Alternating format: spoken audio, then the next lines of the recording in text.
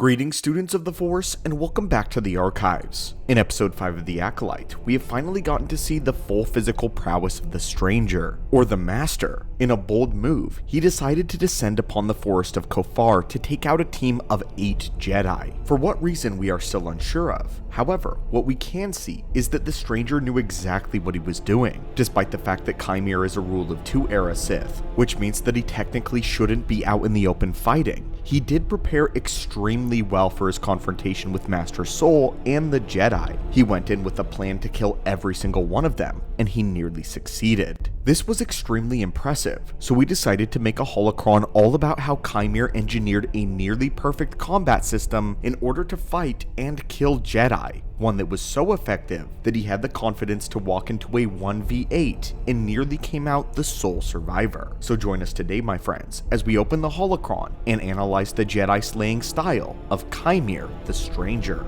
To go ahead and get the obvious out of the way, we wanted to address his armor. One of the most useful tools to have when walking into a lightsaber-heavy confrontation would be a way to deal with all of those lightsabers. This is often the first of many mistakes that the Sith make when going into a one versus many battle. The Sith often rely too heavily on their own power and neglect the numbers matter. Chimere, though, was much different. Albeit quite risky, he took a different route to this problem. Even though Chimere was quite powerful on his own, he could only swing his lightsaber so quickly, and considering he had a much more offensive lightsaber form, one that we'll get into in just a moment, Chimere needed an option for defense that would not occupy his weapon. Hence came the Cortosis armor. Let's briefly talk about what Cortosis is. There are a select few precious metals in the Star Wars universe that are lightsaber resistant, such as Beskar and Frick. However, these metals are extremely difficult to come by, and it would take years to produce enough to make a helmet or bracers out of it. But Chimere actually didn't just settle with lightsaber resistant. He went full in with neutralizing his enemy's weaponry using Cortosis. This specific metal alloy is mainly a metal used in Legends continuity, and was recently brought over in canon thanks to the Thrawn novels and similar releases. It was an unstable metal which had energy absorption abilities, and it was widely used for the hulls of battleships. But when it came into contact with a lightsaber, Cortosis had the ability to neutralize the blade and cause the weapon to short out for a few brief moments. This powerful tool was used by a Jedi Master in Legends Purge comic, who made a dagger out of Cortosis in order to fight Darth Vader and stand a chance against the newly christened Dark Lord. Also, Darth Desalis would actually have an army of soldiers who all used Cortosis shields. When they went to war with the Jedi in 3500 BBY, countless Jedi died in these many battles. One might think that this overpowered alloy would change the way that lightsaber combat had been done from that point forward.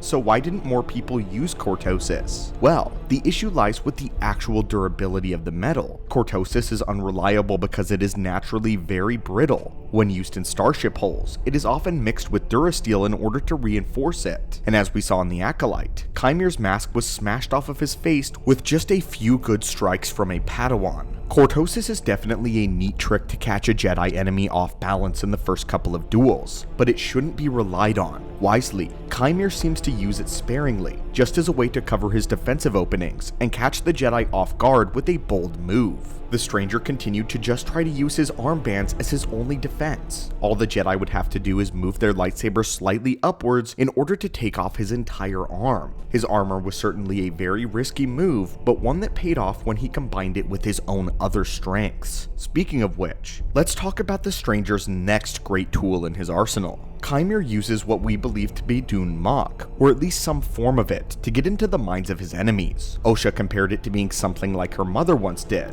but there is a difference between invading someone's mind in order to dominate it, and a Sith Lord using the dark power to unbalance their enemy. Dune Mach is traditionally the dark technique of using insults and belittling words infused with the dark side in order to enter an opponent's head. This causes the opponent to make mistakes, become fearful or insecure, or in some cases, it provokes them into rash action. This was a technique popularized by Count Dooku and was used by the Sith for generations. But rather than using his words, Chimere seems to do a different technique, a way to project his own inner darkness into an aura around him, one that seeps into the mind of his enemy. Either that, or he's able to focus on a single person and get into their head while actively fighting them. This ability hasn't been fully explained yet, but there are plenty of examples in Legends where Sith Lords are able to wordlessly concentrate their own dark side into an aura that confuses and throws off the Jedi. It's a pseudo combination of Dun Mach and battle meditation. However, it was not widely used since it required so much focus. However, it paid off here since the Jedi of the High Republic era are not accustomed to fighting Sith and learning to resist that kind of dark side influence. And speaking of things they aren't accustomed to, let's talk about Kymir's own lightsaber form. Yord talks about how Kymir does not obey the rules of combat, and despite his dirty tricks with his armor and his mind games, Yord mentions how there's no method to any of his movements. This, plus Kymir's penchant for offense, reveals to us that like many Sith, Kymir uses Form 7, the finest Sith lightsaber style. According to Jedi Battlemaster Sindralig, Form 7 Juyo is the most difficult and demanding of all 7 forms, and only high-level masters of multiple lightsaber combat styles can achieve and control this discipline. Form 7 employs bold direct movements, which are more open and kinetic than even Gem So is, but not so elaborate as Form 4 Ataru. Juyo is raw and unpredictable, very difficult to fight against due to its sheer power and the seemingly randomness of all of its swings.